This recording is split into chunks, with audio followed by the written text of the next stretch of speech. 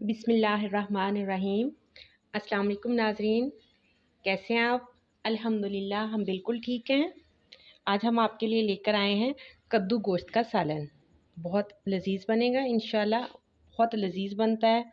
जो कद्दू में ग़िज़ाइयत है, कद्दू तो एक ऐसी सब्ज़ी है कि जिसको ज़रूर खाना चाहिए, दिल को ताकत देता है और इसमें गोश्त डाल के तो इसका जायका और ज़्यादा बेहतरीन हो जाता है। तो हम इसको स्टार्ट करते हैं। ये थोड़ी सी डिफरेंट रेसिपी है, तो ज़रूर देखिएगा।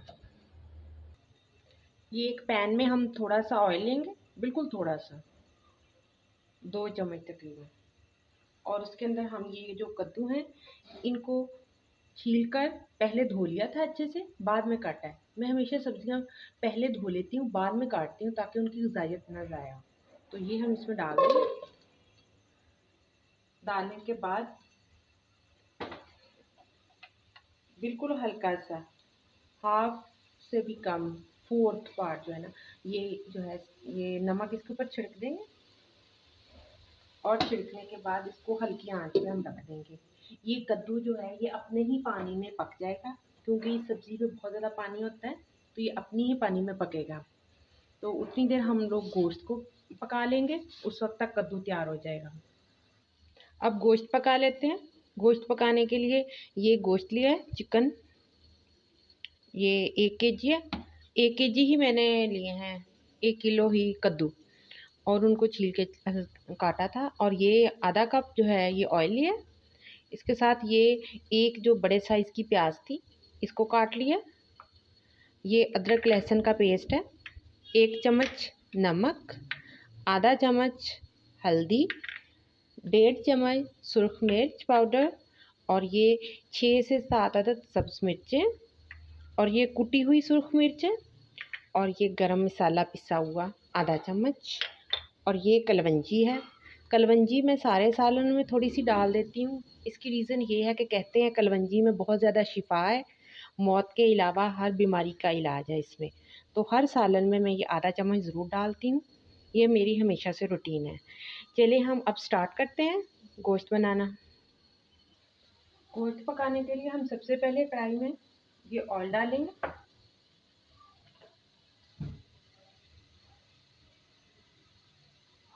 ऑयल जैसे ही गर्म होता है तो मैं इसमें प्याज डाल दूँ।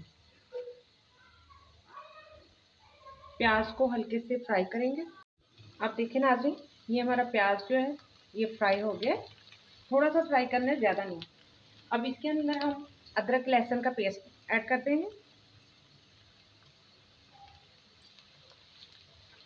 और इसको भी भून लेंगे।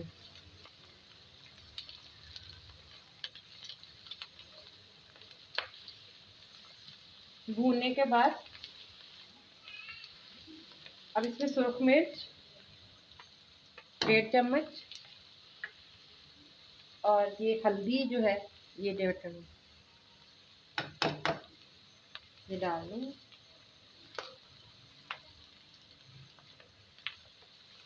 उसके बाद इसमें टमाटर,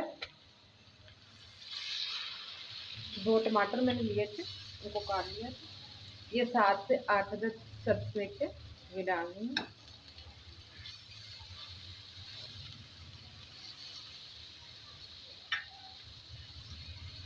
अब इसको हल्का सा भूनने के बाद ये जो चिकन है इसको अच्छे से वॉश करके रखा हुआ है, ये मैं अंदर ऐड कर दूँगी।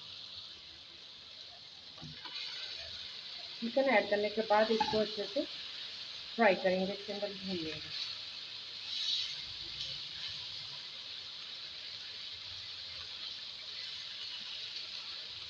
मैंने पहले भी आप लोगों को बताया था कि जो गोश्त होता है या चिकन है जैसे भी है, इसको भूनना अच्छी तरह करें।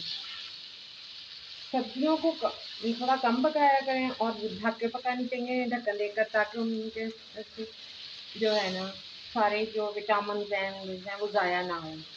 और थोड़ा कम पकाना चाहिए और गोश्त को अच्छे से भूनना चाहिए।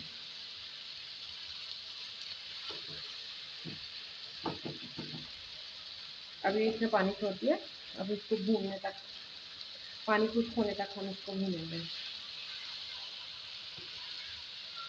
और हमारे कद्दू भी दम पे हैं, उतनी देर में वो भी तैयार हो जाएंगे। चिकन को भून के साथ ही थोड़ा सा दम पे रख देंगे और इसके साथ ही हम कद्दू चेक करते हैं। अब ये देख, ये कद्दू हमारे ये अपने ही पानी में पक रहे हैं। बिल्कुल हल्का सा ऑयल डाला था और अपना पानी छोड़ा। अब तकरीबन ये गलने वाले हैं तो अभी थोड़ी देर और दम पे लगाएंगे 1-2 मिनट के लिए। उतनी देर में हमारा चिकन भी तैयार हो जाएगा। अब देखें नाज़रीन, ये हमारा चिकन भी तैयार हो चुका है, अच्छे से हो गया है तैयार, भुन भी गया है, गल भी गया है। अब हम चिकन में कद्दू ऐड कर देंगे।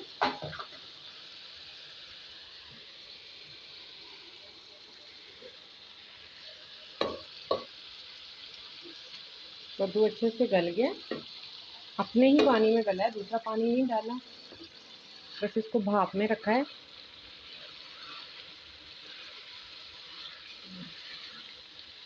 अच्छे से मिक्स कर लें। मिक्स करने के बाद इसमें हम डालेंगे ये पिसा हुआ गरम मसाला